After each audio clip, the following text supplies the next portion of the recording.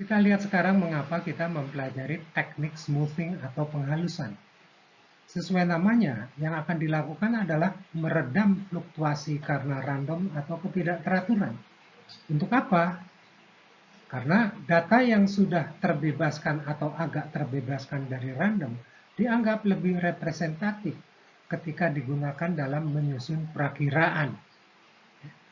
Dalam jangka pendek, kita bisa mengabaikan keberadaan komponen yang teratur dari runtun waktu, yaitu tren variasi musim dan apalagi siklus.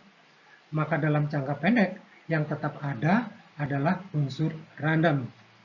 Ada dua cara menghaluskan data runtun waktu, yaitu moving average dan exponential smoothing. Kita bahas yang pertama, moving average. Sesuai dengan namanya, yang dilakukan adalah membuat rata-rata data dari sejumlah waktu tertentu yang berurutan. Misalnya dilakukan rata-rata terhadap 3 waktu yang berurutan atau 5 waktu yang berurutan. Sehingga dikenal adanya N periode moving average. Sementara ini kita akan menggunakan bilangan Gasal untuk N pada N periode tersebut. Mengapa bilangan Gasal akan dijelaskan pada frame berikutnya. Ya. Kemudian, apa makna moving?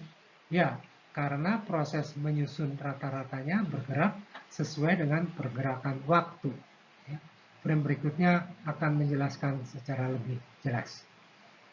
Sedangkan untuk perakiraan akan diformulasikan demikian ini, ya. Dengan K adalah banyaknya waktu yang hilang akibat penempatan hasil rata-rata. Penjelasan lanjutannya akan diberikan pada contoh, ya. Nah, sekarang kita lanjutkan. Andaikan kita memiliki data runtun waktu sebagaimana nampak pada kolom 2 ini.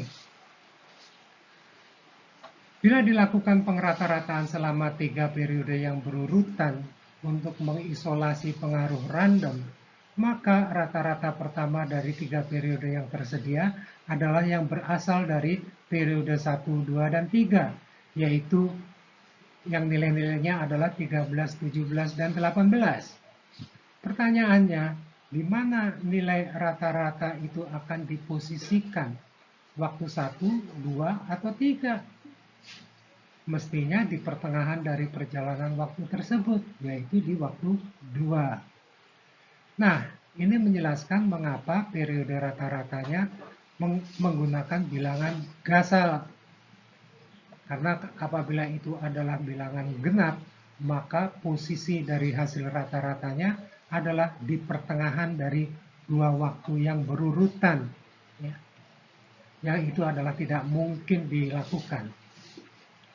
Nah, dengan berjalannya waktu, hadirlah waktu 4, sehingga tersedia data baru, sehingga rata-rata untuk 3 periode terakhir adalah dari waktu 2, 3, dan 4. Begitu seterusnya, ya, sehingga ada proses rata-rata yang bergerak sesuai dengan berjalannya waktu. Dan dari situlah munculnya penamaan moving average. Ya. Secara lengkap, kita bisa lihat nilai-nilainya di kolom ketiga itu. Ya. Baik, bagaimana selanjutnya? Sekarang, bayangkan kita ada di waktu 3 dan ingin membuat perakiraan untuk waktu 4. Maka data yang kita miliki itu adalah nilai rata-rata 3 periode pertama. Ya, itulah satu-satunya data yang kita miliki. Maka nilai Y2 bar inilah yang dapat digunakan untuk perakiraan nilai waktu 4. Demikian pula ketika kita ada di posisi waktu 4, ingin membuat perakiraan untuk waktu 5, informasi yang kita miliki pada waktu itu adalah rata-rata Y3 bar. Ya. Nilai Y3 bar. Ya. maka perakiraan untuk waktu 5 adalah rata-rata Y pada waktu 3.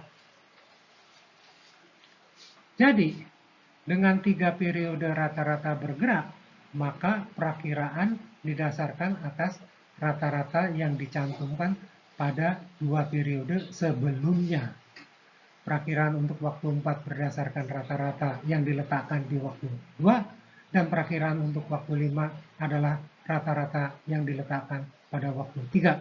Begitu seterusnya sampai dengan yang terakhir, sehingga untuk waktu 10 yang merupakan out of sample forecast dapat diambil dari rata-rata yang diletakkan pada waktu 8. Jadi, pada formula ini tadi, nilai K adalah 1. Ya. Sehingga nilai perakiraan pada waktu T adalah rata-rata pada waktu T kurang 1 atau T kurang 2. Ya. Baik, nah bagaimana bila waktu untuk rata-rata bergeraknya adalah 5 periode? Sesuai dengan formula tersebut, nilai perakiraan pada suatu waktu tertentu, misalnya waktu 7, adalah berdasarkan rata-rata yang ditempatkan di waktu 7 minus 2 minus 1 atau pada waktu 4. Ya. Kemudian, bagaimana halnya bila kita mencari perakiraan untuk waktu 5? Berdasarkan formula, perakiraannya berdasarkan nilai rata-rata yang diletakkan di waktu 2. Sayangnya, kita tidak mempunyai nilai rata-rata Y yang bisa diletakkan di waktu 2. Karena pada 5 periode rata-rata bergerak, kita mempunyai hasil rata-rata pertama itu diletakkan di waktu 3. Jadi, pada 5 periode rata-rata bergerak, perakiraan dimulai pada waktu 6. Aktivitas berikutnya adalah menghitung error terms, yaitu selisih antara nilai aktual dan fitted value-nya. Nilai-nilainya tersaji di kolom 5 ini. Ya. Bila kita akan menghitung MAD, mean of absolute deviation, maka kita ambil nilai mutlak dari ET pada kolom 5 itu. Ya. Bila dijumlahkan didapat angka 14, sehingga nilai MAD-nya adalah 14 dibagi 5 atau 2,8. Apa artinya? Dia baru bermakna ketika diperbandingkan dengan MAD dari model lainnya. Nah, baik. Selanjutnya, dilakukan pangkat 2 pada nilai-nilai pada kolom 5 untuk penghitungan MSI ini. Ya. Maka nilai MSI model ini adalah 42 dibagi 5 atau sebesar 8,4. Lagi-lagi, angka 8,4 baru bermakna ketika diperbandingkan dengan MSI model lain untuk himpunan data yang sama. Baik, kita lanjutkan. Sekarang kita bahas metode smoothing lainnya yang bernama exponential smoothing. Pada metode ini, nilai perakiraan dalam sampel diyakini sebagai rata-rata tertimbang dari nilainya pada waktu tersebut dan seluruh waktu sebelumnya. Adapun cara membuat tertimbangnya adalah demikian ini. Silahkan dicermati bahwa penimbang untuk masing-masing waktu akan terus semakin kecil dengan semakin jauhnya waktu tersebut dari waktu yang dibuat perakiraannya. Sedangkan alfa merupakan kecepatan penurunannya. Bila alfa mendekati 1, maka terjadi penurunan pembobotan yang sangat cepat. Sebaliknya bila alfa mendekati 0, berarti penurunan pembobotannya sangat lambat. Secara matematis, formula tersebut dapat diringkas menjadi demikian ini. Nah, penetapan alfa dilakukan secara coba-coba sampai dengan dihasilkannya MSI dan MAD terkecil atas data yang dibuat modelnya.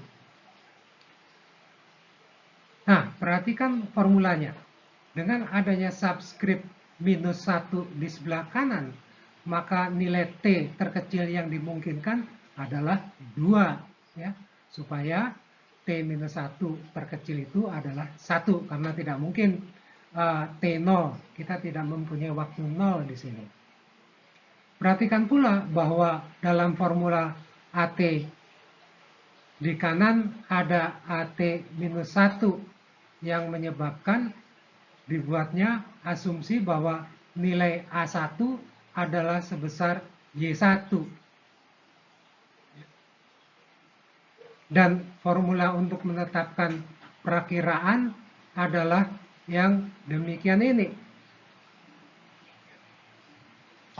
Kita lanjutkan. Kita akan menggunakan data terdahulu untuk model exponential smoothing, ya. Misalkan diasumsikan bahwa alfa adalah 0,7, sebuah penurunan penimbang yang cukup cepat. Pertama, kita akan menghitung nilai AT sebagaimana ditampilkan di kolom 3 nanti, ya. Dengan nilai A1 sebesar Y1, maka nilai A1 adalah 13.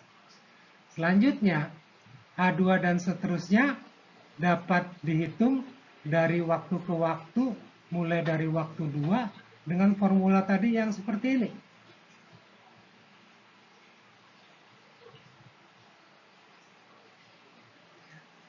Hasil penghitungannya diperoleh A2 sebesar 15,8. Selanjutnya dihasilkan A3 sebesar 17,34 dan seterusnya seperti yang terlihat pada kolom 3 itu. Selanjutnya dilakukan penghitungan perakiraan Y dengan formula tadi sebagai berikut ini. Predicted value pertama yang dapat dihasilkan adalah Y cap 2 sebesar 13 dan seterusnya seperti yang kita lihat di kolom 4 ini. Perhatikan bahwa hubungan kedua kolom adalah demikian ini. Nah, berikutnya dapat dihitung error terms pada kolom 5 yang demikian ini, sehingga dapat diperoleh nilai absolutnya pada kolom 6 ini, menghasilkan MAD adalah 21,7267 dibagi dengan 7 yang sebesar 3,104. Sedangkan untuk penghitungan MSI diperoleh nilai-nilai pangkat 2 dari error terms yang demikian ini, sehingga diperoleh MSI adalah 79,6084 dibagi 7, sehingga MSI adalah 11,373 ini. Nah, untuk keperluan pembandingan dengan metode moving average, disarankan kita menggunakan jumlah unsur error terms yang sama, yaitu error terms waktu 4 sampai dengan waktu 9. Ya. Untuk rentang waktu itu, jumlah untuk keperluan masing-masing penghitungan ditunjukkan pada baris yang terakhir, dan jumlahnya adalah MAD menjadi sebesar 3,105, ya, dan MSI adalah sebesar 11,754. Tidak terlalu jauh berbeda. Terlihat bahwa pada alfa sebesar 0,7 untuk model ini, hasilnya tidak lebih baik daripada model moving average. Jadi, bila pilihannya antara dua model itu, maka model moving average adalah lebih baik. Silakan Anda berpraktik untuk nilai alfa yang lain. Kita lanjutkan.